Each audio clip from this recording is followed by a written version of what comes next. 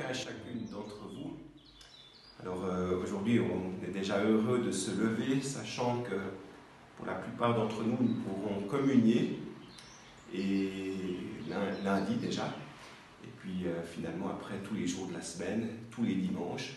J'espère qu'on sera présent aussi pour ces moments eucharistiques où Jésus, justement dans notre évangile d'aujourd'hui, nous propose comme premier commandement de l'aimer de tout notre cœur. C'est ce que nous avons fait durant ces 2 mois, même 3 presque, et qui nous a amené, en tout cas pour ceux qui ont essayé de vivre cela dans le Seigneur, à un désir eucharistique de plus en plus grand.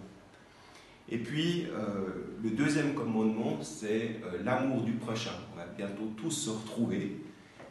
Eh bien, ce sera une occasion aussi de mettre ce deuxième commandement grâce au premier, parce qu'il est impossible d'aimer son prochain si on n'aime pas d'abord Dieu, puisque Dieu est la source de l'amour.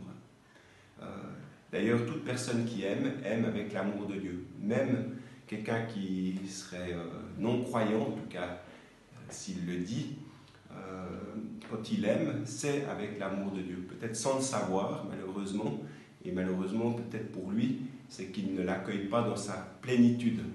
Donc c'est pour ça d'ailleurs que, en général, les grands saints, vraiment les tout grands saints, ceux qui ont vraiment donné leur vie, sont souvent des grands priants, parce qu'ils se sont d'abord laissés, ils ont ouvert leur vanne, leur cœur, pardon, pour laisser l'amour de Dieu jaillir en eux.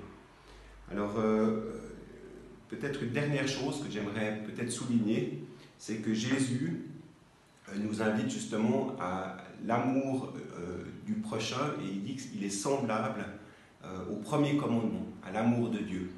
Alors peut-être, si on veut savoir comment aimer son prochain, eh bien regardons Jésus, comment il nous a aimés.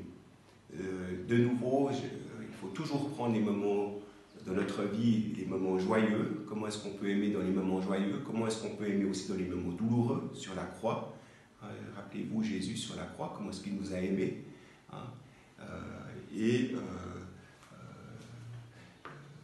demandons pour cela vraiment l'union au Père pour nous permettre de vivre ces 2 commandements.